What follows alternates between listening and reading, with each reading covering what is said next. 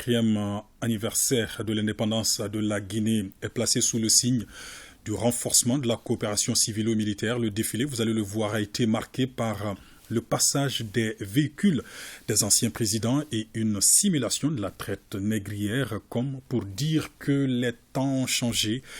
Nos envoyés spéciaux Sira Batili et Aruna Diarra nous font revivre cette cérémonie de commémoration riche en couleurs.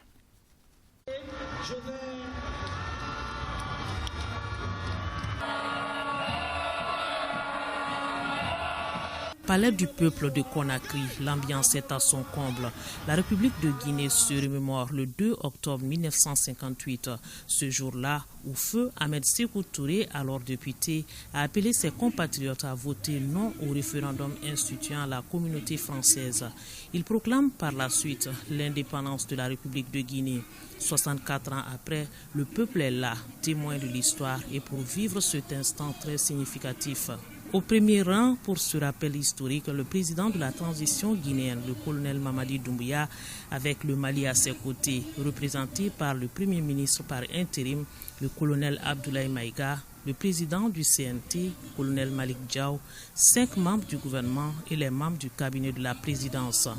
Une délégation à la taille des liens d'amitié et de coopération entre le Mali et la République sœur de Guinée.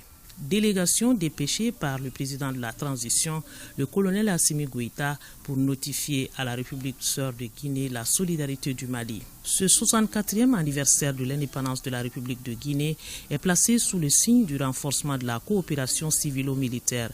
C'est pourquoi les civils ont donné le ton de cette fête avec un défilé des associations de jeunes, de femmes et des prestations d'artistes.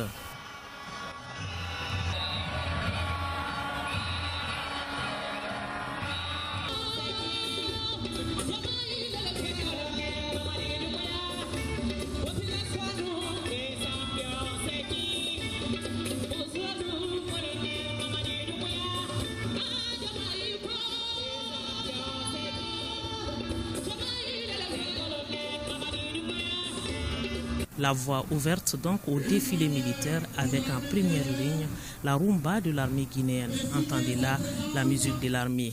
A suivi le défilé des unités de la gendarmerie, de la police et des soldats de l'économie, la douane, des écoles de formation militaire, le bataillon d'infanterie, la compagnie mobile d'intervention de sécurité, j'en passe. 2 innovations à ce 64e anniversaire. Le passage des véhicules des anciens présidents de la République de Guinée. Le véhicule de feu Lassana Conté, une Mercedes 280. Nous sommes dans les années 80. À son bord, son fils Daouda Conté. Ensuite, le véhicule de feu Ahmed Sékou Touré, premier président de la République de Guinée. Une limousine blanche, fabrication américaine. À son bord ce jour, son épouse Touré Kadia André. Un autre fait marquant historique cette fois-ci, c'est cette simulation des premiers Guinéens enchaînés et amenés de force avec au milieu le colon dans son hamac transporté par des Noirs. 64 ans après, les données ont changé, les discours ne sont plus les mêmes. L'Afrique se réveille et est plus que jamais déterminée à sauver sa dignité. Aspiration au changement et à la refondation.